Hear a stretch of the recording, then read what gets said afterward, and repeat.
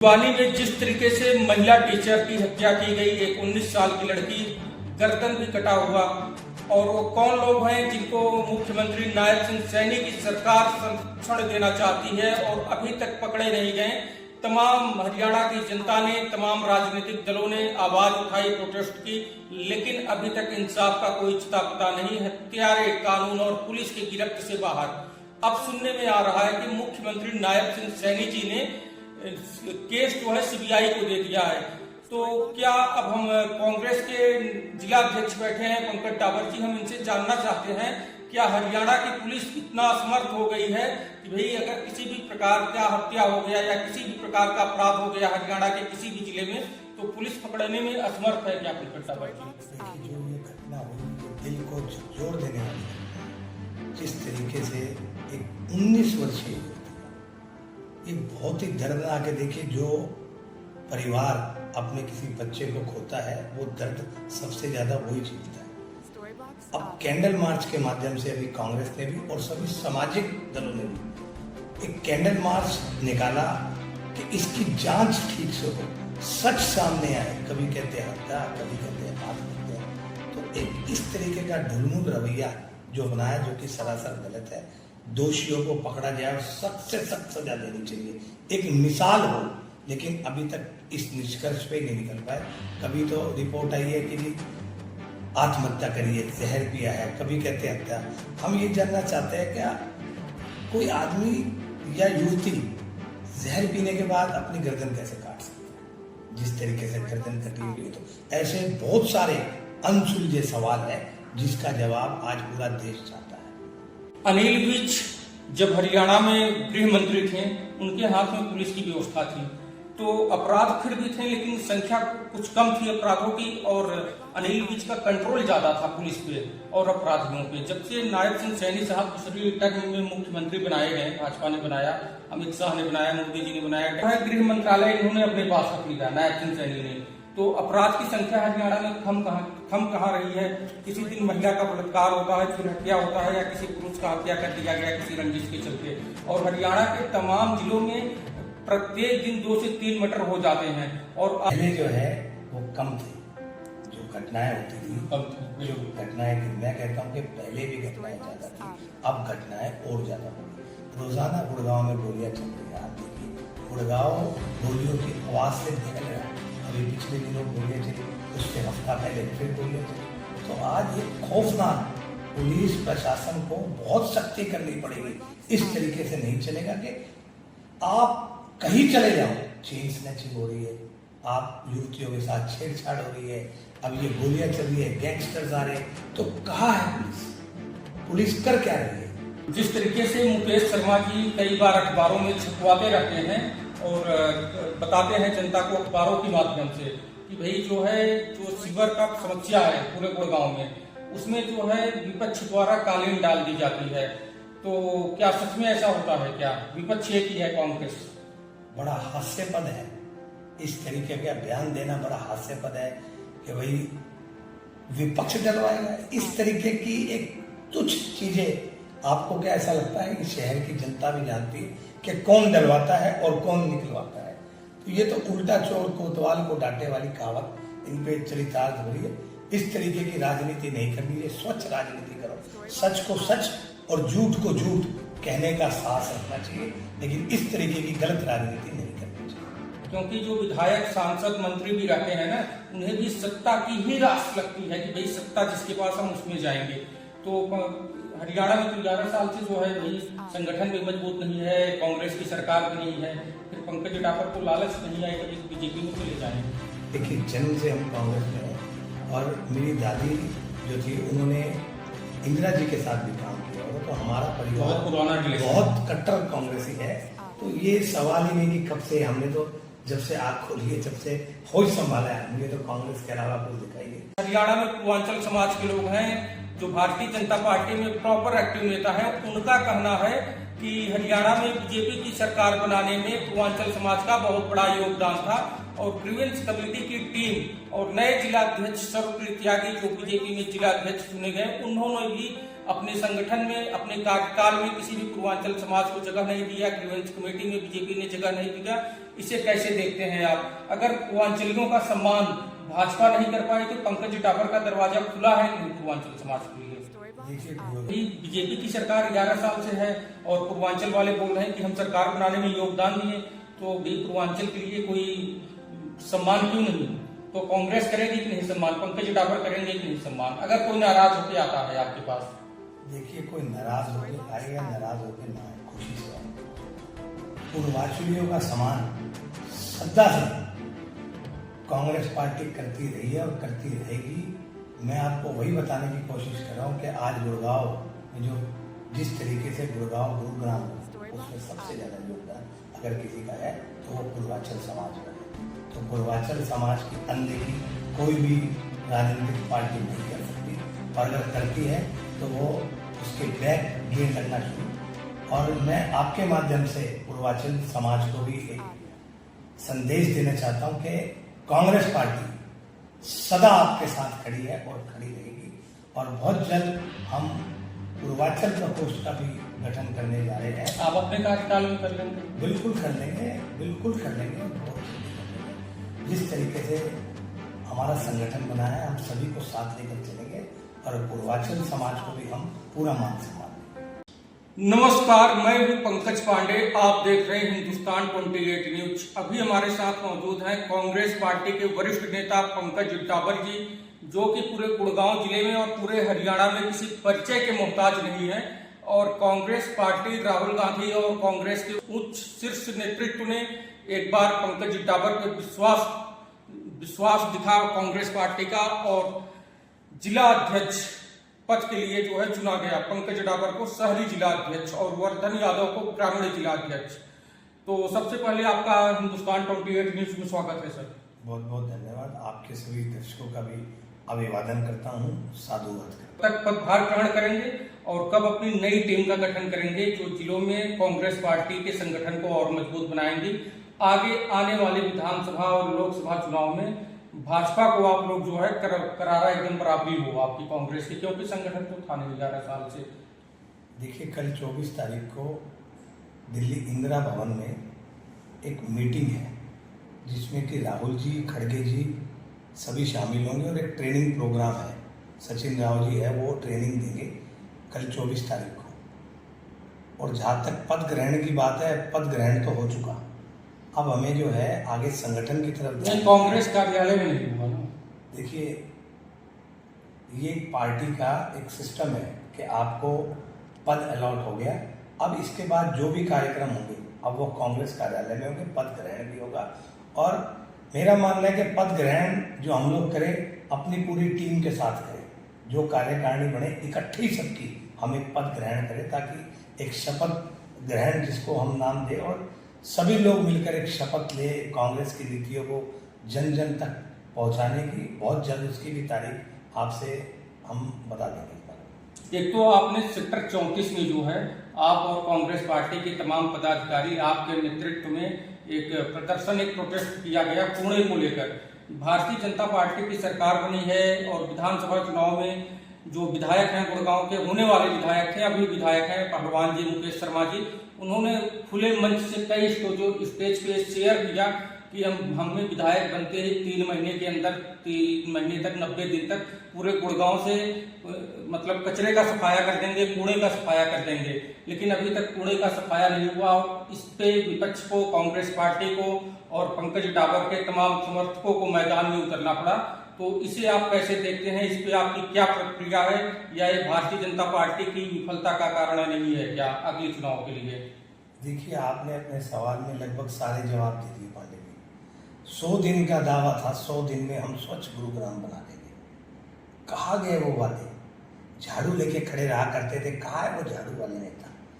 साफ फर्श पे झाड़ू लगाने वाले नेता थे ये लोग। आज गुरुग्राम को कूड़ा ग्राम तक बनाने का काम अगर किसी ने किया तो भाजपा सरकार ने किया। इस तरीके से कोई बाहर का आदमी आके, विदेशी आके और हमारे गुरुग्राम को सुअर का घर कह गया, इससे ज्यादा शर्मनाक शायद कुछ नहीं। कौन कर रहे हैं?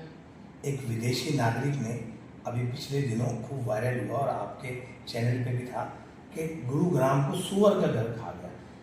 गुरुग्राम हमारा अभिमान है, हमारा मान है। माता शीतला की धरती को कोई इस तरीके का नाम संज्ञा दी जाए, ये बर्दाश्त से बाहर है। सरकार को तुरंत इस पे संज्ञान लेना चाहिए। युद्ध स्तर पर आज सफाई अभियान की जरूरत है। जिस तरीके से ढकोसले कर रहे हैं, कोई एक ट्रैक्टर भेज दिया, 2 ट्रैक्टर भेज दिया, इस तरीके से काम जो इसको युद्ध स्तर पर काम करना पड़ेगा। और जिस तरीके से धुलमुल रवैया प्रशासन का है वो अब सहन नहीं होगा। कांग्रेस पार्टी पुरजोर विरोध करेगी। 15 दिन का अल्टीमेटम हम लोगों ने दिया। अभी जिला कांग्रेस कमेटी की तरफ से जो प्रदर्शन हुआ था, वर्धन भाई और मेरे नेतृत्व में एक प्रदर्शन अभी किया गया था। तो मैं आपके माध्यम से कहता हूं कि 15 दिन का अल्टीमेटम जो हमने सरकार को दिया था, जिस दिन वो 15 दिन पूरे हो जाएंगे और शहर के अंदर अगर कोई सुधार ना हुआ तो उसके बाद आप देखिएगा किस तरीके का अनोखा प्रदर्शन इनको नींद से जगाने के लिए किया जाएगा। अब बहुत हो चुका, अब और बर्दाश्त से बाहर है। जनता स्वच्छ गुरुग्राम चाहती है। जिस तरीके से मुकेश शर्मा जी कई बार अखबारों में छपवाते रहते हैं और बताते हैं जनता को अखबारों के माध्यम से कि भाई जो है जो सीवर का समस्या है पूरे गुड़गांव में, उसमें जो है विपक्ष द्वारा कालीन डाल दी जाती है। तो क्या सच में ऐसा होता है? क्या विपक्ष एक ही है कांग्रेस? बड़ा हास्यपद है इस तरीके का बयान देना, बड़ा हास्यपद है कि भाई विपक्ष डलवाएगा। इस तरीके की एक तुच्छ चीजें आपको क्या ऐसा लगता है कि शहर की जनता भी जानती है कि कौन डलवाता है और कौन निकलवाता है? तो ये तो उल्टा चोर कोतवाल को डांटे वाली कहावत इन पे चरितार्थ हो रही है। इस तरीके की राजनीति नहीं करनी है। स्वच्छ राजनीति करो, सच को सच और झूठ को झूठ कहने का साहस रखना चाहिए, लेकिन इस तरीके की गलत राजनीति नहीं करनी चाहिए। पंकज टावर जी, आपका जन्म कहाँ हुआ था? देखिए, मेरा जन्म 20 अगस्त 1976 को गुरुग्राम में हुआ, गुड़गांव में हुआ। तो आपकी जो है बचपन से लेके और जब तक आप बड़े हुए 20-25 साल की उम्र तक आपकी शैक्षिक योग्यता क्या है? और आप कांग्रेस पार्टी कब ज्वाइन किए और किससे प्रभावित होकर ज्वाइन किए? और क्योंकि मैं आपको लगभग 5 साल से देख रहा हूँ और आप इससे पहले से ही हैं, कम से कम मेरा जहाँ तक अनुमान है आप 15 साल पहले से होंगे। तो कब आए थे आप कांग्रेस पार्टी में और किससे प्रभावित हुए थे? देखिए, आपने कई सारे एक सवाल और इसी के साथ जो है, क्योंकि जो विधायक, सांसद, मंत्री भी रहते हैं ना, उन्हें भी सत्ता की ही रास लगती है कि भाई सत्ता जिसके पास हम उसमें जाएंगे। तो हरियाणा में तो 11 साल से जो है भाई संगठन भी मजबूत नहीं है, कांग्रेस की सरकार भी नहीं है, फिर पंकज टावर को लालच नहीं आई कभी बीजेपी में चले जाएं? सबसे पहले आपने पूछा कि मेरी शैक्षणिक योग्यता कितनी है। देखिए, स्कूलिंग मेरी घंटेश्वर से हुई और रोटरी पब्लिक स्कूल से हुई। ग्रेजुएशन मैंने DSD कॉलेज गुरुग्राम से की थी। मैं ग्रेजुएट हूँ। और आपने करी कांग्रेस कब ज्वाइन करी? देखिए, जन्म से हम कांग्रेस में हैं और मेरी दादी जो थी उन्होंने इंदिरा जी के साथ भी काम किया हुआ था। तो हमारा परिवार बहुत पुराना बहुत कट्टर कांग्रेसी है। तो ये सवाल ही नहीं कि कब से, हमने तो जब से आँख खोली है, जब से होश संभाला है, मुझे तो कांग्रेस के अलावा कुछ दिखाई नहीं। और 2010 में मैं सक्रिय राजनीति में आया था। मैं ब्लॉक अध्यक्ष गुरुग्राम शहर का बना था 2010 में। उसके बाद मुझे हरियाणा की जिम्मेदारी दी गई। मैं व्यापार सेल का चेयरमैन रहा हरियाणा का, विभिन्न पदों पर रहा, लोकसभा का प्रभारी भी रहा और लोकसभा चुनाव में, विधानसभा चुनाव में, निगम चुनाव में, सब में मैं कोऑर्डिनेटर रहा, किसी में मीडिया कोऑर्डिनेटर। तमाम जिम्मेदारियां मैंने ईमानदारी से पार्टी के लिए निभाई और आगे भी निभाता रहूँगा। तो हम तो कांग्रेस ही है और सदा कांग्रेस में ही। हरियाणा में जब कांग्रेस की सरकार थी आज से 11 साल पहले, तो उस टाइम लगभग आपकी उम्र क्या रही होगी? अब मेरी उम्र 49 है, तो आप लगा लीजिए लगभग 37-38 साल मेरी उम्र थी। तो आप तो भाई विधानसभा, लोकसभा में टिकट के भी दावेदार थे, क्योंकि आप तो पैदाइशी कांग्रेसी हैं। आपकी माता जी के टाइम, फादर साहब के टाइम से, जन्म से हैं आप कांग्रेस पार्टी के लिए जो है समर्पित कार्यकर्ता। तो टिकट के हकदार थे, दावेदार थे आप तो। देखिए, टिकट मांगना सबका अधिकार है। मैंने भी विधानसभा में टिकट मांगी, लेकिन पार्टी से आगे कुछ नहीं। पार्टी को जिसको अच्छा लगा, मोहित ग्रोवर जी को टिकट दी, मेरा छोटा भाई है मोहित, और उनको टिकट दी तो उनके साथ भी दिन रात एक करके जी जान से देखा जो है हमने काम किया। उनसे पहले लोकसभा का चुनाव था, राज बब्बर जी को दिया, तो राज बब्बर जी के साथ भी दिन रात एक किया। लगभग 7.5 लाख वोट राज बब्बर जी ने जो लोकसभा चुनाव में लिए, वो भी एक काबिल तारीफ, और जनता का धन्यवाद भी बहुत कि जनता ने इतने ज़्यादा मत में जो दिए। और पार्टी में ठीक है कि मांगा जाता है लेकिन नहीं मिलता, कभी कभी निराशा या होती है, लेकिन एट लास्ट फिर दिखता है कि पार्टी जो है वो एक तरह से ऐसा प्लेटफॉर्म देती है, और पार्टी को आप जिस मुकाम तक पार्टी आपको ले जा सकती है, अगर आपकी कार्यशैली उस तरीके की है और आप में अगर क्षमता है, तो पार्टी आपको जरूर मौका देती है। भिवानी में जिस तरीके से महिला टीचर की हत्या की गई, एक 19 साल की लड़की, गर्दन भी कटा हुआ, और वो कौन लोग हैं जिनको मुख्यमंत्री नायब सिंह सैनी की सरकार संरक्षण देना चाहती है और अभी तक पकड़े नहीं गए। तमाम हरियाणा की जनता ने, तमाम राजनीतिक दलों ने आवाज उठाई, प्रोटेस्ट की, लेकिन अभी तक इंसाफ का कोई चिता पता नहीं। हत्यारे कानून और पुलिस की गिरफ्त से बाहर। अब सुनने में आ रहा है कि मुख्यमंत्री नायब सिंह सैनी जी ने केस जो है सीबीआई को दे दिया है। तो क्या अब हम कांग्रेस के जिला अध्यक्ष बैठे हैं पंकज डाबर जी, हम इनसे जानना चाहते हैं, क्या हरियाणा की पुलिस इतना असमर्थ हो गई है कि भाई अगर किसी भी प्रकार का हत्या हो गया या किसी भी प्रकार का अपराध हो गया हरियाणा के किसी भी जिले में, तो पुलिस पकड़ने में असमर्थ है क्या पंकज डाबर जी? देखिए, जो ये घटना हुई, ये दिल को झकझोर देने वाली घटना है। जिस तरीके से एक 19 वर्षीय युवती का, ये बहुत ही दर्दनाक है। देखिए, जो परिवार अपने किसी बच्चे को खोता है, वो दर्द सबसे ज़्यादा वही झेलता है। अब कैंडल मार्च के माध्यम से अभी कांग्रेस ने भी और सभी सामाजिक दलों ने भी एक कैंडल मार्च निकाला कि इसकी जांच ठीक से हो, सच सामने आए। कभी कहते हैं हत्या, कभी कहते हैं आत्महत्या। तो एक इस तरीके का ढुलमुल रवैया जो बनाया, जो कि सरासर गलत है। दोषियों को पकड़ा जाए और सख्त से सख्त सजा देनी चाहिए, एक मिसाल हो। लेकिन अभी तक इस निष्कर्ष पे नहीं निकल पाए।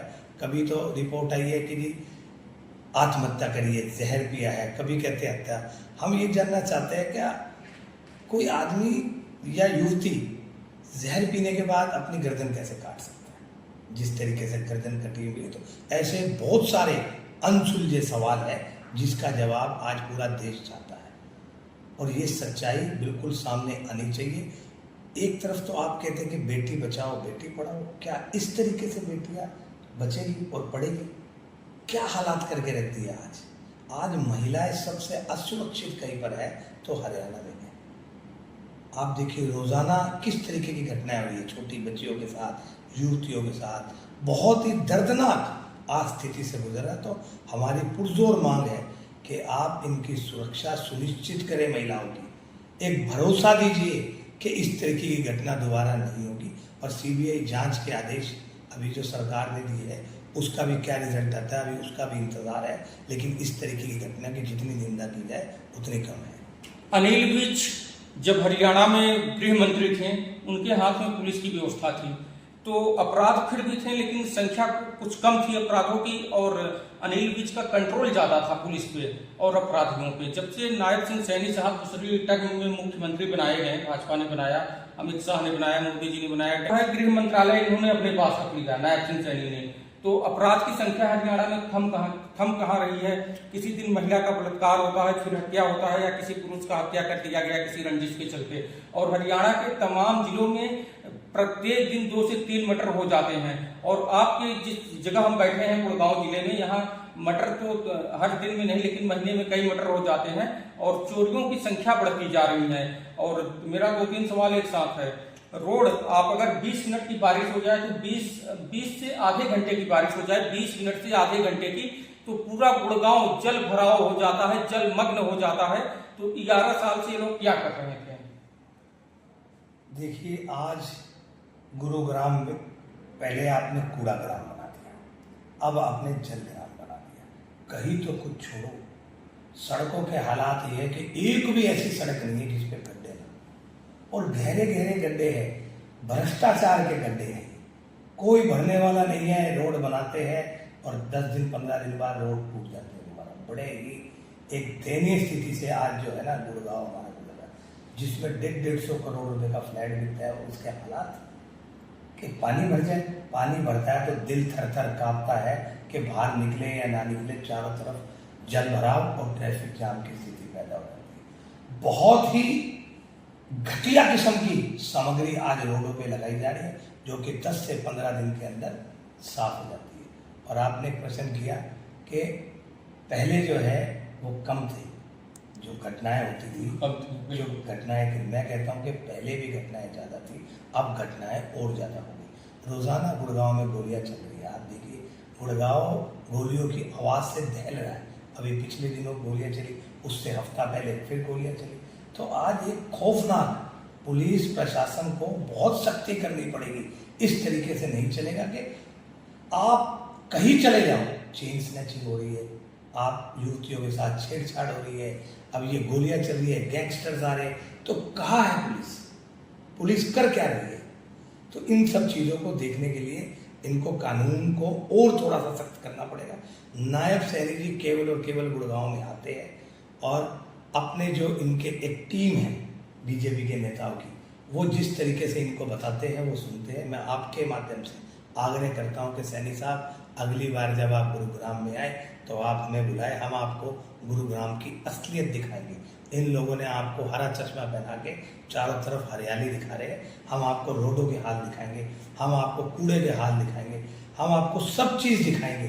क्राइम भी आप चेक कीजिए कि किस तरीके से जो है क्राइम यहाँ पर बढ़ रहा है। तो मेरा तो आपके माध्यम से अनुरोध है कि अगली बार मुख्यमंत्री जी आए तो हमारा एक प्रतिनिधिमंडल उनसे मिलना चाहेगा और शहर की समस्याओं के लिए उनसे रूबरू होगा। लॉरेंस बिश्नोई का नाम सुना है आपने? बिल्कुल, किसने नहीं सुना। आज भिवानी में जो हत्याकांड हुआ, उसमें अभी 1-2 दिन पहले ही लॉरेंस बिश्नोई की टीम के द्वारा सोशल मीडिया पे पोस्ट किया गया और पोस्ट वायरल हो रहा है कि जिन्होंने उस महिला शिक्षिका को मारा, मनीषा को, उसकी लड़ाई हम लड़ेंगे, उस गैंगस्टर को, लॉरेंस बिश्नोई की गैंग खत्म करेगी। तो आप ये बताइए, लॉरेंस बिश्नोई तो खुद एक अपराधी की श्रेणी में आते हैं जो दिल्ली के तिहाड़ जेल में पड़े हैं।